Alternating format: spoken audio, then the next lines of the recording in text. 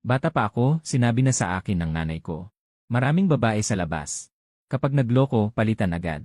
Kaya nang makita kong ang girlfriend ko na 3 taon ko ng kasintahan, na nakapayong sa ibang lalaki sa gitna ng malakas na ulan, nang akala niyang itinatago niya itong mabuti, hindi ako umimik. Kinuhaan ko agad ng litrato. Ipinost ko agad ang video niya at ng kaklase niyang naghahalikan sa ulan. Kumalat sa buong Universidad ng Kyoto. Pagkalabas ng balita, Diyos ko, ang mga komento ng mga kaibigan namin ay bumaha agad sa screen. Sobrang nag-aalala sila. Hindi ako nagulat. Sino ba ang hindi nakakaalam kung gaano ako kamahal ni Xiao Jiajia noon? Hinabol niya ako ng 2.5 taon. Paulit-ulit. Umabot sa 88 beses siyang nanligaw. Pagkatapos kong pag-isipan ng mabuti, pumayag na rin ako. Tutok na tutok ako sa mga nangyayari. Bigla kong naramdaman na ang 100% niyang pagmamahal ay tila pilit na hinati sa dalawa. Ang kalahati ay para sa akin. Ang isa pa ay lihim niyang ibinigay sa iba. Hindi ko siya kinompronta. Hindi rin ako gumawa ng anumang eksena ng paghabol sa kanya. Si Kinan ay tahimik na nag-deactivate ng lahat ng social media accounts niya. Inimpeke ang mga gamit niya. At umalis sa tinitirhan naming bahay nang hindi lumilingon. Kinabukasan, sa unang-unang umaga, nakareceive ng tawag si Xiao Jiajia mula sa kanyang best friend. Xiao Jiajia, nabagok ba ang ulo mo? Pagkarinig nito, natigilan si Xiao Jiajia. Ngunit hindi siya binigyan ng kanyang best friend ng oras para mag-isip. At pinagalitan siya agad. Sobrang bait ni Shen mo. Hindi mo man lang iningatan. Sumasama ka pa sa ibang lalaki. Ano bang ginawa niya para magalit ka? Para gawin mo sa kanya ito. Pinagalitan ng husto si Xiao Jiajia ng kanyang best friend. At sa kanya napagtanto ang sinabi nito. Tumayo siya agad. Anong ibig mong sabihin? Ipaliwanag mo. Nasaan ka ngayon? Sasagot na sana si Xiao Jiajia. Ngunit bigla niyang naalala na kasama pa niya si Luli sa ospital. Kaya natigil ang sasabihin niya. Halata namang alam ng matalik niyang kaibigan kung bakit hindi siya sumasagot. Dahil dito, lalo siyang nagalit. Nasa ospital ka pa rin ba ngayon? Kasama yang kung sinong Luli na yan, hindi ba? Alam mo ba? Nasa campus website. Ang mga litrato at video ninyong dalawa ay kumalat na. Pagkarinig nito, parang sumabog ang utak ni Xiao Jiajia. Saka lang niya naalala na may lakad pala siya kagabi. Pero pagkatapos niyang dalhin si Luli sa ospital, medyo nakalimutan na niya ito. Si Shen mo. Naghihintay kaya siya sa akin buong magdamag sa backshop. Ang pinakamahalaga, ano kaya ang isipin ni Shen mo kapag nakita niya ang mga litratong iyon? Nagmamadali niyang ibinaba ang telepono. At pagkatapos, nakita niya ang napakaraming missed calls mula kay Shen mo. At lahat ng iyon ay galing sa akin. Sa sandaling iyon, hindi sinasadyang hinawakan ni Xiao Jiajia ang kanyang dibdib dahil sa sakit. Dali-dali niyang binuksan ang chat box namin ni Shen mo. Pagkatapos niyang makita ang mensahe ko na nag-aaya sa kanya na magkita, Shen mo. Tatawagan na sana niya ako para magpaliwanag. Shen mo, pero sa sandaling iyon, Shen mo. Hinawakan ni Luli ang kanyang kamay sa gilid, Shen mo. Xiao Jieji, pwede mo ba akong samahan dito? Hindi sumagot si Xiao Jiajia. Walang pakundangang inalis niya ang kamay ni Luli.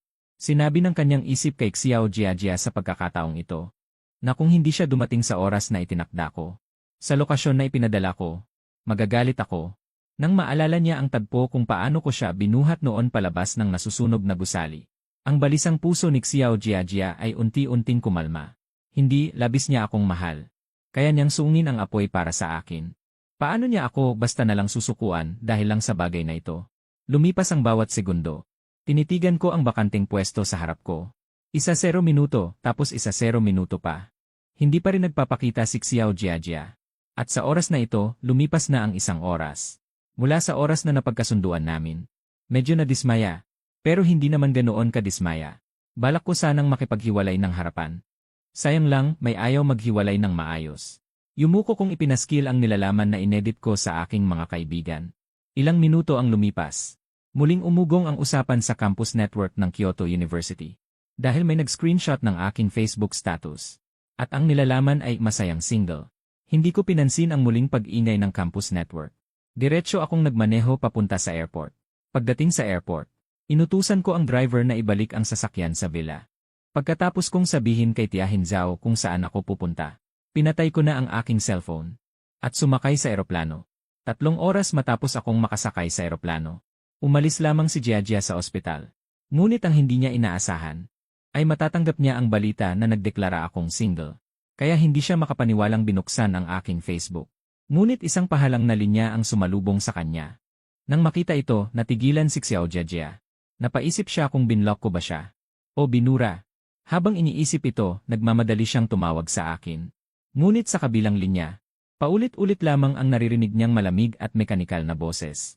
Hindi alam ni Jiajia kung anong sitwasyon ang kinakaharap niya ngayon. Ang tanging nararamdaman niya ay, sa sandaling hindi niya ako makontak. Tila bumaliktad ang mundo. Nawalan ng kulay ang lahat sa kanyang paningin.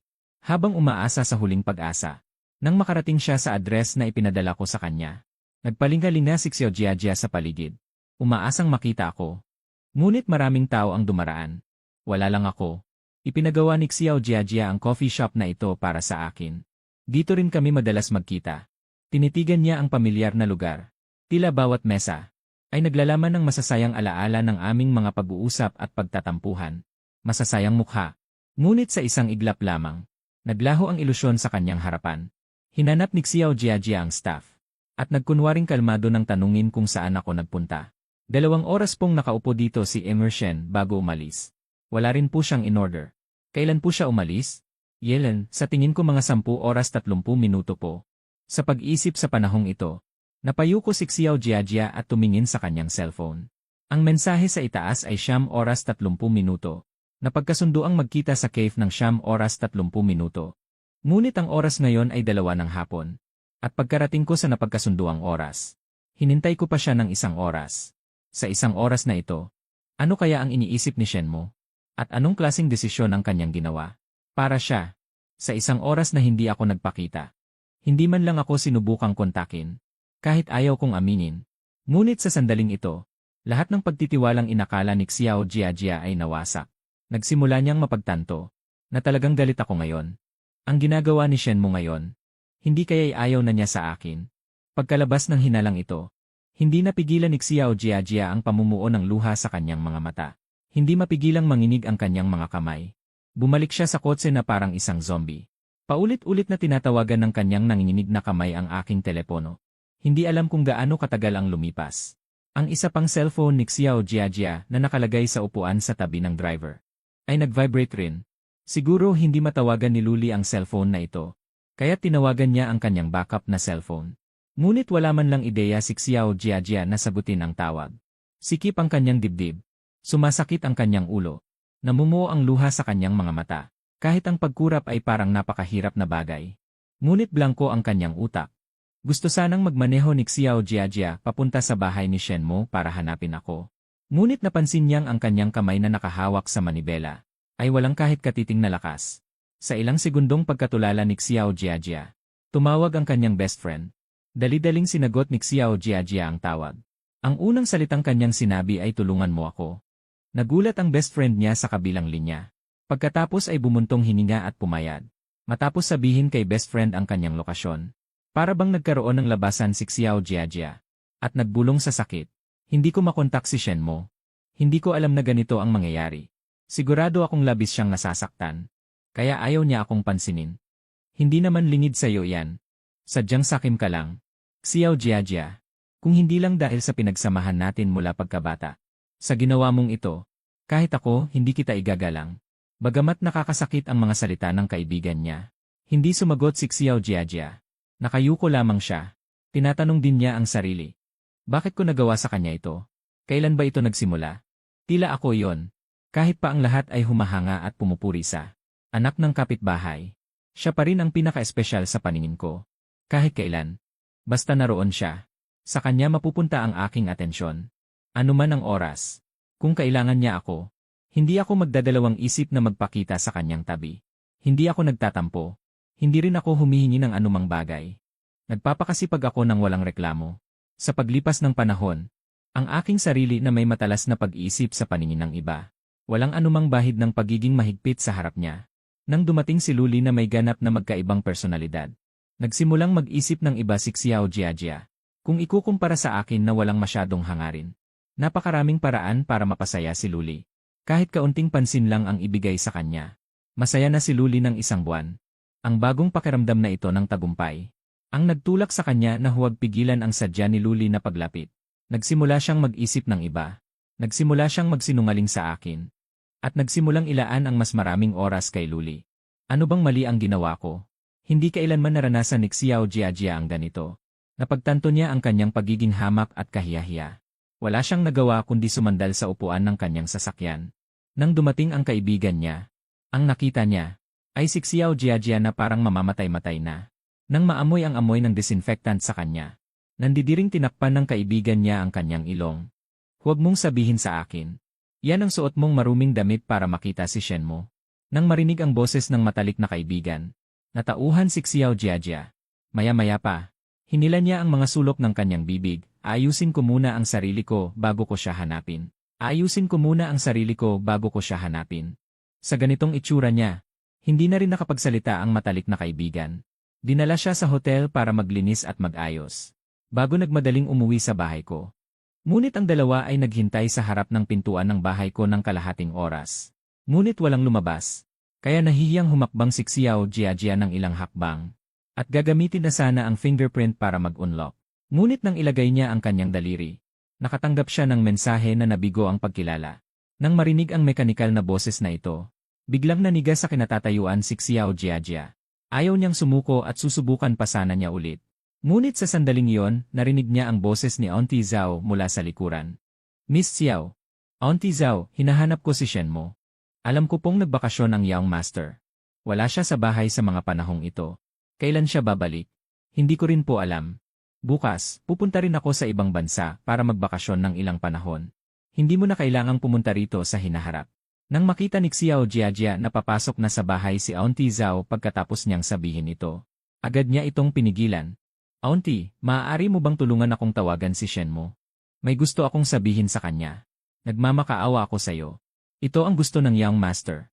Hindi kita matutulungan. Miss Xiao, matagal mo nang kilala ang Young Master.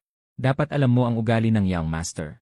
Tanungin mo ang sarili mo, kung ano ang ginawa mo. Kaya nagawa itong magdesisyon ng Young Master namin. At ang Young Master namin mula pagkabata ay hindi pa nakaranas ng anumang paghihirap. Ikaw ang unang nagpaiyak sa Young Master. Sana hindi ka magsisi sa huli. Parang may nakabara sa lalamunan ni Xiao Jiajia. At hindi siya makapagsalita kahit isang salita sa loob ng mahabang panahon. Tungkol naman sa tanong ni Auntie Zhao, hindi niya ito masagot. Wala rin siyang mukhang sumagot. Sa muling pagsara ng pintuan sa kanyang harapan, tuluyan ng tumulo ang luha sa mapupulang mata ni Xiao Jiajia. Pumuti ang kanyang mahigpit na pagkakahawak. Tila siya ay matutumba anumang oras. Nakita ng kanyang matalik na kaibigan ang kanyang kalagayan. Sa huli ay napabuntong hininga na lamang. Alam niya at ni Xiao Jiajia na hindi na nila ako makikita ngayon. Tungkol naman sa hinaharap, hindi kayang isipin ni Xiao Jiajia. Kasabay nito, pagkalapag ng eroplano sa Port City International Airport, hindi ko inaasahang makasalubong ang isang lalaking malaki ang tiyan, na nanggugulo sa isang babae. Halata namang gusto lang niya ang contact information ng babae. Nang tanggihan, sinadya niyang hawakan ang babae. Pagkatapos ay diretsong sinabi na ang babae ay naghahabol ng pera. Nanonood lang ang lahat sa paligid. Hindi ko matiis na panoorin ito, kaya't ako'y tumulong. Ngunit hindi pa kami nakakapag-usap ng ilang pangungusap. Sumabog na sa galit ang lalaki at nagmura. Hindi ako nagpatalo, at agad na kumilos. Hindi nagtagal. Mabilis na dumating ang mga security personnel ng airport, at pinalibutan kami. Kasabay nito, sa di kalayuan sa EA Lounge, nakita ng ilang pares ng mata ang sitwasyon. Ang galing magsalita ng lalaking iyon. Talagang napakagaling. Ngunit magkakaroon siya ng problema. Ang makipag-away sa airport ng Port City, hindi gaanong kalaki ang problema. Ngunit hindi rin naman kaliit. Kung magpumilit ang lalaking nabugbog, baka makulong siya ng ilang araw. Tutulungan ba siya ni Sister Han? Huwag kang mag-alala, hindi niya kailangan. Nang marinig ito, kumunot ang noo ni Jiang Yao. At akmang magsasalita pa. Nang makita niya akong tumatawag sa telepono. Pagkatapos, may sinabi ang pinuno ng mga security personnel sa kanyang radyo.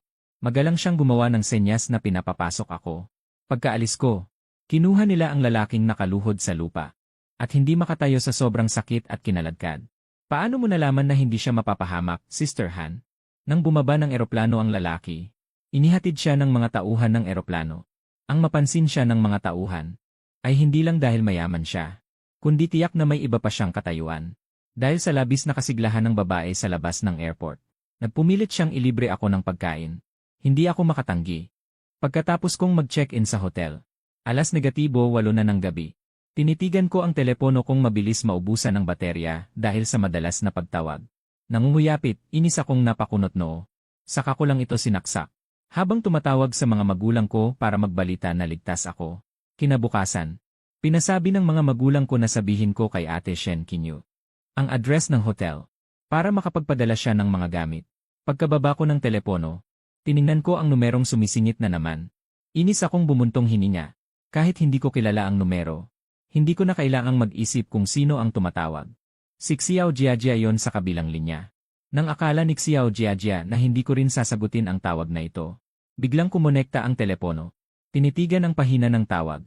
Bumilis ang tibok ng puso ni Xiao Jiajia. Okay ka lang ba? Wala pang isang araw. Pero wala na sa sarili si Xiao Jiajia.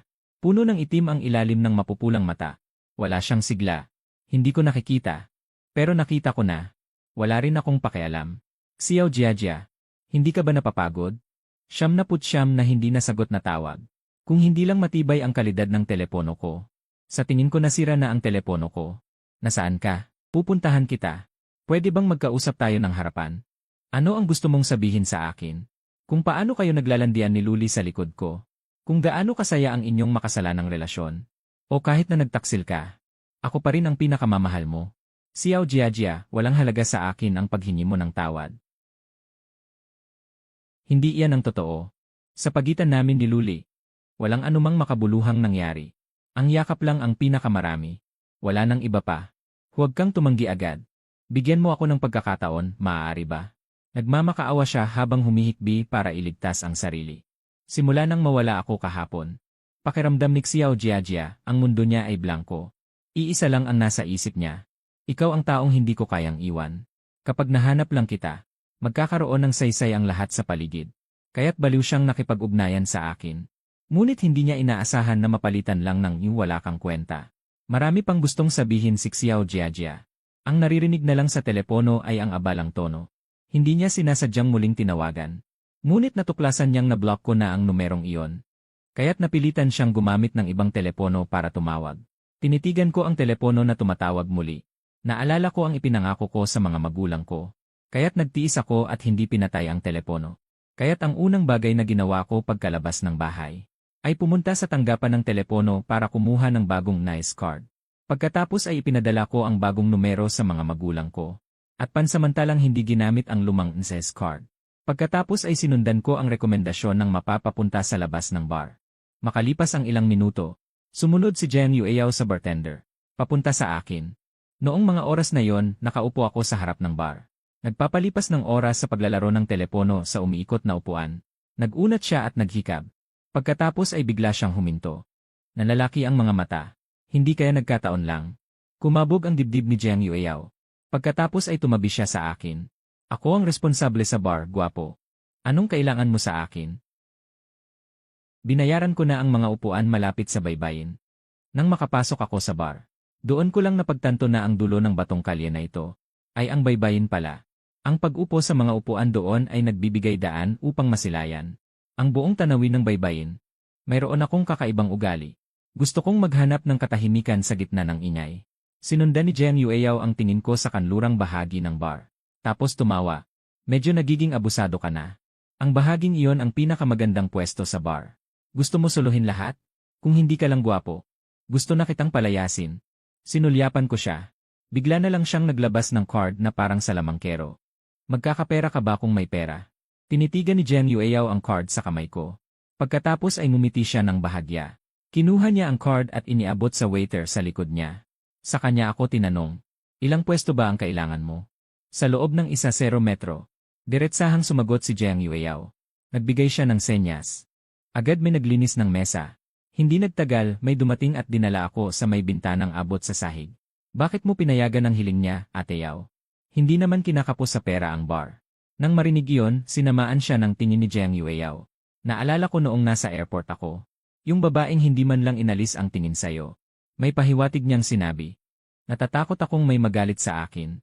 Nang lumayo na siya, saka lang natauhan ang lalaking nagtanong. Kung ano ang sinabi ni Jiang Yueyao. Wala namang pakialam si Jiang Yueyao sa iniisip ng mga tao sa bar. Mabilis siyang pumasok sa elevator. Umakyat sa ikalawang palapag. At walang tigil na sumugod sa loob ng silid. Hulaan niyo kung sino ang nakita ko sa baba. Ngunit pagbukas niya ng pinto, tulog na ang dalawa sa loob ng silid. Pagkakita nito, umismid siya. At naghikab ng nakakatamad. At pumikit na rin. Makalipas ang kalahating oras. Ginising siya ni Leng Yu. Para kumain sa baba. Naghihikab si Jiang Yueyao. At antok na sumunod sa dalawa palabas. Pagkalabas pa lang ng pinto ng silid. Biglang natauhan si Jiang Yueyao. Magsasalita sana siya. Nang makita niya si Gu Qinghan na nakatayo sa harapan at nakatingin sa baba. Nang mapansin ang tingin niya, napahawak si Jiang Yueyao sa noo niya. Hanjay, nakalimutan kong sabihin sa'yo. Nakareserba na ng lalaki na yon ang buong lugar na yon. Ang bar counter na kinakainan nila madalas ay nasa loob din ng 1 metro ko. Sa ngayon, 1/4 ng mga customer sa hall ay nakapila sa harap ng pwesto ko. Kahit yung hindi pumila ay nakatuon din ang atensyon sa gawi ko. Maging ang mga lalaki ay nakikisali rin. Wala akong tinatanggihan. Basta pumila. Basta maganda ang mukha at katawan. Kahit sino ay maaaring umupo sa harap ko at makipaglaro sa akin. Ang mananalo ay maaaring idagdag ako sa kanilang mga kontak. Ang matatalo ay tatakbo sa baybayin sa labas. Nakatayo lang sila. Sa sandaling ito, may 2 babae na naman ang tumakbo palabas. Si Jiang Yueyao na napansin lang kung ano ang nangyayari, ay nagulat at walang imik. Ang galing maglaro ng lalaki na ito. Hindi nagkomento si Leng Yu. Si Gu Qinghan naman ay ibinalik na ang tingin. Naglakad siya papunta sa elevator. Hindi ko alam kung bakit. Nakaramdam ng kakaibang lamig si Jiang Yueyao. Sinasadya niyang binangga si Leng Yu. Hindi mo ba nararamdaman na may mali? May diferensya ang utak mo. Kahit ang pwesto sa pagkain ay kaya mong ibenta. Onate mo na rin pati ang utak mo. Hindi gusto ni Gu Qinghan ang amoy ng pagkain sa loob ng silid. Kaya sa unang palapag sila kumakain. Alam ni Jiang Yueyao kung bakit nagagalit si Leng Yu. Agad siyang sumunod para humingi ng tawad. Makikipag-usap ako sa kanya. Para makahiram ng mesa para makakain tayo. Hindi pinapansin ni Jiang Yueyao ang pagiging malamig ni Leng Yu. Pagkababa niya, agad siyang tumakbo papunta sa akin. Bumati siya at umupo sa harap ko. Libre ang inumin ngayon. Pwedeng makahiram ng mesa para makakain kami. Pwede ba? Pagkatapos kong tumango, agad na pumunta si Jiang Yueyao sa katabing booth. Kinawayan niya si Gu Qinghan at Leng Yu. Sinisisi ni Leng Yu sa mahinang boses. Kahit na siya ang may-ari ng lugar na ito, kailangan pa ring humiram ng pwesto para makakain. Kasalanan ito ni Jiang Yueyao. Si Gu Qinghan naman ay parang hindi apektado. Inalis niya ang tingin sa direksyon ko. At tumayo at umupo sa tabi ni Jiang Yueyao. Sa paghihintay na maihain ang pagkain, si Jiang Yueyao ay nakadukwang sa sofa na malapit sa akin. Pinapanood ako at ang mga lumalapit sa akin para makipaglaro ng dice. Lumipas ang bawat segundo. Iilan na lamang ang natitira sa harap ko. Walang makatalo sa akin. Dahil dito, naghikab ako dahil sa init. At tumayo para umalis. Nagulat si Jiang Yueyao nang makita ang ginawa ko. At agad na nagsalita. Aalis ka na? Siguro sobrang nababagot ka na. Baka pwede mong subukang sumali sa amin. Magaling maglaro ng dice ang aking kaibigan na si Han. Nang marinig ito, tumigil ako sa paglalakad. Lumingon ako. At tumingin sa babaeng nakayuko at naglalaro sa kanyang cellphone. Sa totoo lang, sa lahat ng babaeng nakilala ko, siya ang pinakagusto ko. Tila napansin niya ang aking tingin. Kaya tumingala si Gu Qinghan na naglalaro ng cellphone. Nagtagpo ang aming mga mata. Buong galang akong tumango sa kanya. At lumapit sa kanyang harapan. Narinig ang mga salitang ito. Bahagyang natawa si Gu Qinghan. Nagtanong pa siya kahit alam na niya. Anong lalaruin? Ang ingay-ingay sa pwesto ko. Hindi ba niya napansin? O baka naman. Naglalaro kasi siya sa cellphone niya. Nag-isip ako. At nawalan na ako ng gana. Tutal, dahil din lang naman dito. At napatingin siya sa akin. Kaya lumapit ako. Kung wala siyang interes, huwag na lang. Sa pag-isip nito, nagpakita ako ng paumanhing ngiti. Pasensya na sa abala.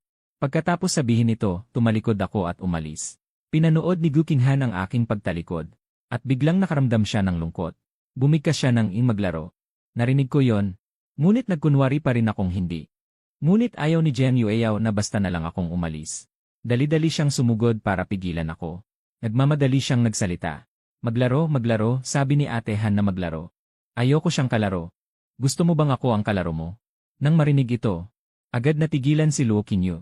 Ngunit sa sumunod na segundo, napansin niya ang tingin ni Gu Qinghan. Agad siyang natauhan. At mabilis na umiling. Hindi ako marunong maglaro. Si Ate Han na lang ang kalaro mo. Magaling si Ate Han.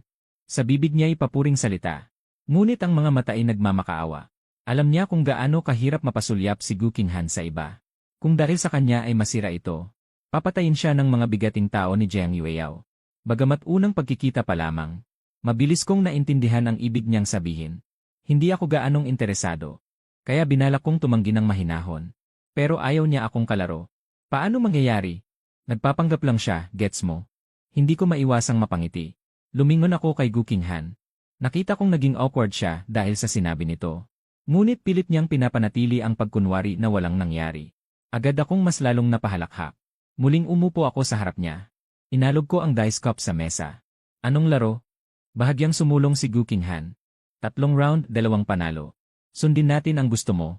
Kapag natalo, tatakbo sa labas. Kapag nanalo, magpapalitan ng contact number. Pwede ba ang malaki o maliit? Hindi na nakipagtalo si Gu Qinghan. Hinayaan niya akong magdesisyon. Sige, maliit. Ikaw muna. Hindi na tumutol si Gu Qinghan. Nakita ko siyang itinulak ang dice cup sa mesa ng basta-basta. Inaalog ito ng 2 o 3 beses at tumigil. Pagkatapos ay sininyasan niya ako. Ako naman ay inalog lang ito ng ilang beses at ibinaba. Pero tama nga ang sinabi ni Jiang Yueyao. Kahit na puro 3 ang lumalabas sa dice ko. Pero pinagsama-sama ni Gu Qinghan ang lahat ng 3. Wala akong laban, talo kong talo. Agad akong tumayo at naghanda para tumakbo. Nang makita ang kilos ko, agad na sumenya si Gu Qinghan. Biglang naliwanagan si Jiang Yao. Muli niya akong hinarang. Teka, guwapong lalaki, huwag kang aalis. Bakit ang babait ninyong mga ate? Ayaw ninyong lumabas ako at tumakbo? Siyempre hindi. Panalo kami. Gusto namin ang iyong contact details. Nang marinig ito, hindi na ako makapagpanggap na walang alam. Kaya't tapat kong kinuha ang aking cellphone. Matapos magpalitan ng contact at lagyan ng note ni Gu Qinghan, sumali rin si Jiang Yao. Gusto ko ring magdagdag. Sigurado akong hindi ako kasing galing mo sa dice. Kung gayon, libre na ang lahat sa tuwing pupunta ka rito. Kung gayon, bakit hindi mo na lang ako ilibre ng pagkain? Sa ugali ni Jiang Yao, mahuhulaan mong mahilig siyang kumain. Sa kanyang sinabi, hindi ako natatakot na magkamali. Nang marinig ito, agad na nag-scan si Jiang Yao. Kung gayon, kasunduan. Ako nga pala si Jiang Yao. Nga pala, nagbabakasyon ka ba sa Port City? Sa kasalukuyan, masasabi kong, kung may kailangan ka, magpadala ka lang sa akin ng mensahe. Kailangan ko nang magpahinga, sa susunod na lang. Pagkasabi nito, hindi na hinintay na pigilan siya ni Jiang Yao. At nauna na akong lumabas ng bar. Pagkalipas ng ilang minuto, nang makita ang nag-iisip na ekspresyon ni Gu Qinghan, hindi napigilan ni Leng Yu na magtanong. Anong problema, Ate Han? Interesado ka ba sa kanya? Hinihimas ni Gu Qinghan ang kanyang sumasakit na ulo. Bumuntong hininga siya. Pero hindi siya interesado sa akin. Hindi sumang-ayon si Leng Yu. Sinulyapan niya si Jiang Yao. Mukhang mas interesado siya kay Jiang Yao kaysa sayo. Ngunit natakot si Jiang Yao na nagbabrowse ng aking mga post sa social media. Impossible. Pero nang isipin ang nangyari kanina, parang totoo nga. Habang sinasabi ito, iniabot niya ang kanyang cellphone kay Gu Qinghan. Tignan mo, kakabreak lang niya. Sa nakikita ko sa kanyang social media, kamakailan lang. Pagkarinig nito, lumapit si Leng Yu na may pagtataka sa kanyang mukha. Ano, imposible naman. Mayroon bang ganoong bulag?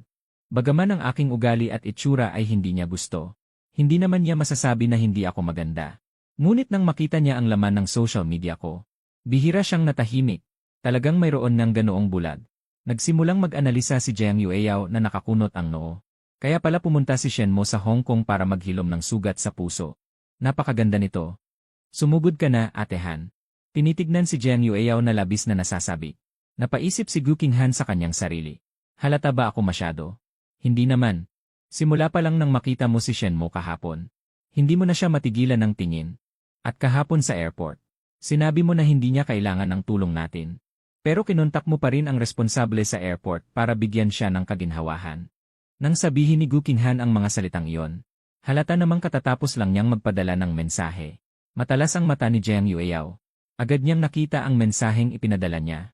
Kung ang ginawa ni Gu Qinghan kahapon ay may tuturing na bigla ang pagpapakita ng kabutihan, ang ginawa niya ngayon ay talagang hindi nila inaasahan. Kaya naman nag-alok si Jiang Yueyao na hiramin ang pwesto ko. Kaya niya ako inudyukan na maglaro ng dice kasama si Gu Qinghan. Hindi tumanggi si Gu Qinghan, na nangangahulugang tama ang hinala niya. Tinitignan ang dalawang nagkikindatan sa harap niya. Umiling si Gu Qinghan ng walang magawa. Hindi niya ito itinanggi. Hindi pa nagkakaroon ng kasintahan si Gu Qinghan. Ngunit alam niyang ang nararamdaman nito para sa akin ay hindi lamang simpleng pagkakaibigan. Hindi mapigilan ang tibok ng puso. Ang init ng pakiramdam ay